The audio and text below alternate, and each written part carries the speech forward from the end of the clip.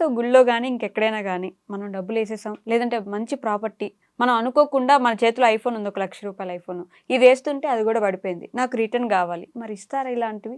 మనం గుడి దగ్గరికెళ్ళి అడిగితే ఇలా బై మిస్టేక్ ఏసానండి. అంటే గుడి ప్రాపర్టీ గుళ్ళో హుండీలేసారంటే అది గుడి ప్రాపర్టీ అంటారు కదా! మరి కావాలి అంటే వెనక్కిస్తారా అసలు? ఇప్పుడు దేవాలయాలకు సంబంధించి హ్మ్.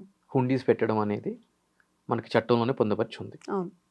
అయితే ఈ హుండీస్ ఏ విధంగా మెయింటైన్ చేయాలి? హ్మ్. ఒకసారి హుండీలో వేసిన ఏదైనా కూడా బహుమతి హ్మ్.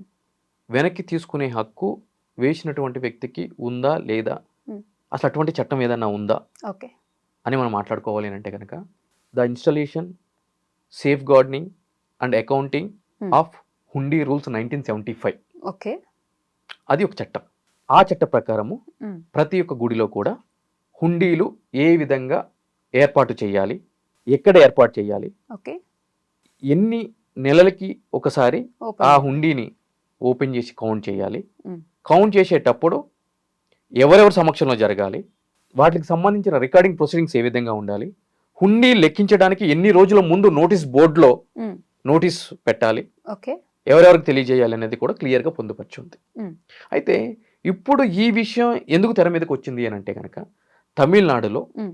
ఒక రిటైర్డ్ ఆర్మీ పర్సన్ 65 సంవత్సరాల వ్యక్తి తన యొక్క భార్యతోటి విభేదాలతోటి 10 సంవత్సరాల క్రితం విడిపోవడం జరిగింది. ఓకే.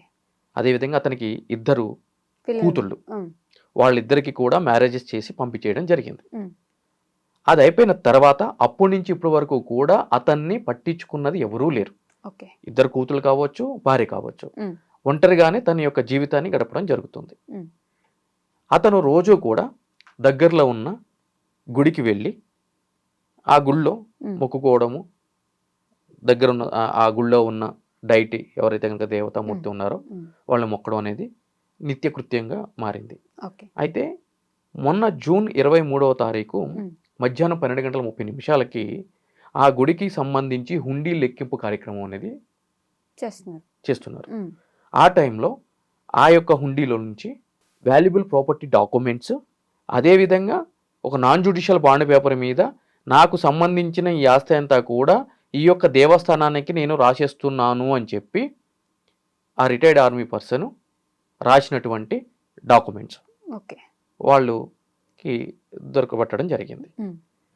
దానికి సంబంధించిన తర్వాత ఒక ప్రాపర్టీ హ్మ్.